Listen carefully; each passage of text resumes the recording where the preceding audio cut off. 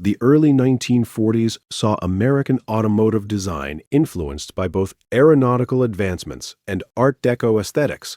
Designers envisioned vehicles that looked fast standing still, with sleek, bulbous forms and elegant curves that seemed to cut through air like chrome-trimmed bullets. Although civilian automotive production would soon be halted in early 1942 to support the war effort, 1941 was still a year of flourishing creativity in automotive design. Meanwhile, culture itself was shifting. With more Americans beginning to travel by automobile and highways spreading across the country, the idea of long-distance leisure travel was gaining traction. But purpose-built recreational vehicles were virtually non-existent until visionaries like the creator of the Western Flyer dared to imagine them. Unlike mass-market Ford models produced in millions, the Western Flyer wasn't a factory rollout, but rather a bespoke creation. It is widely attributed to industrial designer Brooks Stevens, a prodigy whose career spanned motorcycles, cars, boats, and unconventional commissions like the Oscar Mayer Wienermobile. His consultancy firm worked across countless industries, always introducing flair and ingenuity. The Western Flyer likely stemmed from a private commission, perhaps as a promotional show vehicle for a major company like SCC. Johnson, or as a custom vacation coach for a corporate executive. Documentation remains scarce, but what is clear is that this was not a product intended for mass production. Rather, it was a statement, a rolling embodiment of leisure, mobility, and stylistic ambition in an era when such concepts were still embryonic. From its inception, the Western Flyer was more than transportation, it was a form with profound visual language. On first glance, it seemed sculpted by motion itself, a long, streamlined body reminiscent of Zeppelins and ocean liners, flowing fenders, and a silhouette that suggests speed even at a crawl. Its wraparound glass and split windshield followed the progressive design cues of the day, echoing early aviation canopies and futuristic dreams. The styling blended the graceful fluidity of Art Deco with functional elements rarely seen on road vehicles at the time. Giant white-walled tires and polished chrome appointments gave it presence, while its elongated body suggested space and comfort far beyond conventional cars or trucks. Despite its appearance, this was no mere showpiece. It was intended to be used to carry its occupants comfortably across long distances, to house them en route, and to do so in style. Almost a half-century before RVs became mainstream in America, the Western Flyer stood as a precursor to that lifestyle. Few details survive about the original mechanical layout of the 1941 Western Flyer, and what we know today primarily comes from examples that have been significantly restored or modified. These restored versions, undertaken by hot rod specialists decades later, typically sit on custom motorhome chassis rather than any original frame. Modern restorations feature large Ford V8 engines, including a 460 cubic inch displacement block mated to automatic transmissions with disc brakes and power steering for contemporary drivability. In its original 1941 form, it likely rode on a heavy-duty Ford chassis of the era, paired with Ford's flathead V8 or similar power plant. Conventional choices for the time, but unusual when married to such a radical and aerodynamic body.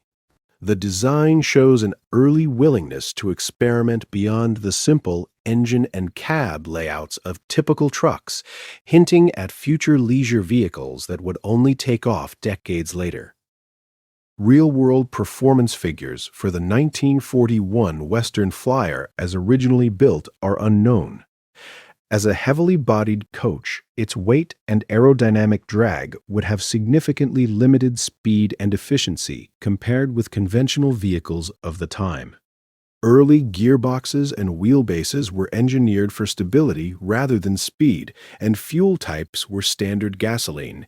In restored examples, powerful modern engines allow cruising speeds over 90 miles per hour, transforming the Flyer from a historical oddity into a highway-worthy cruiser capable of long road trips. Yet this capability is a byproduct of later alterations rather than the original 1941 design. Interior layouts in surviving examples reflect the vehicle's purpose as living space on wheels. Space for a sleeping berth, a small kitchen, water tanks, and even creature comforts unheard of in 1941.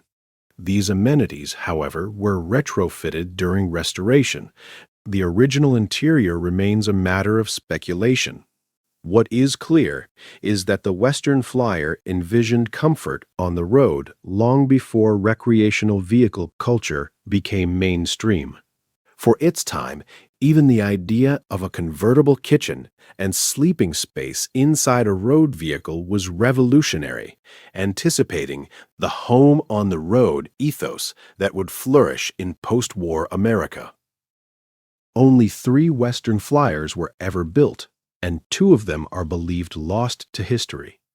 Documentation suggests that these were not commercial products but bespoke builds, experimental and exclusive rather than mass market.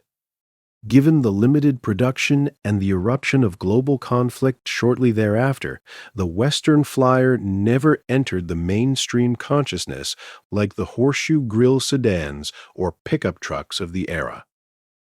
Wartime production restrictions, material rationing, and shifting priorities meant that Detroit's factories focused on delivering trucks, tanks, and engines for the war effort, leaving little room for experimental leisure vehicles. Today, the Western Flyer is a cult legend.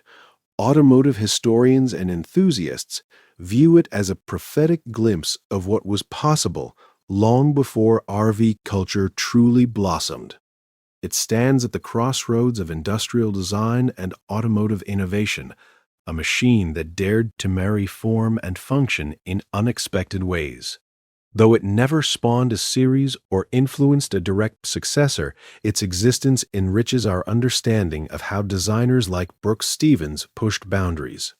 It connects early 2000th century design philosophies to the leisure vehicles that would later proliferate across America's highways.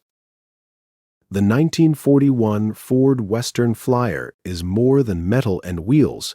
It is a testament to a moment in history when imagination and ambition intersected with automotive culture. It reminds us that innovation often occurs not in assembly lines churning out millions, but in the hands of creators unafraid to challenge conventions. Whether cruising through a restored showcase today or whispered about in classic car circles, the Western Flyer remains a symbol of visionary design, a rolling dream of freedom, comfort, and the open road. If you enjoyed this journey into one of automotive history's most enigmatic and beautiful creations, make sure to hit subscribe and ring the bell for more stories about rare, remarkable, and often forgotten vehicles from the past. There's a world of extraordinary machines still waiting to be rediscovered.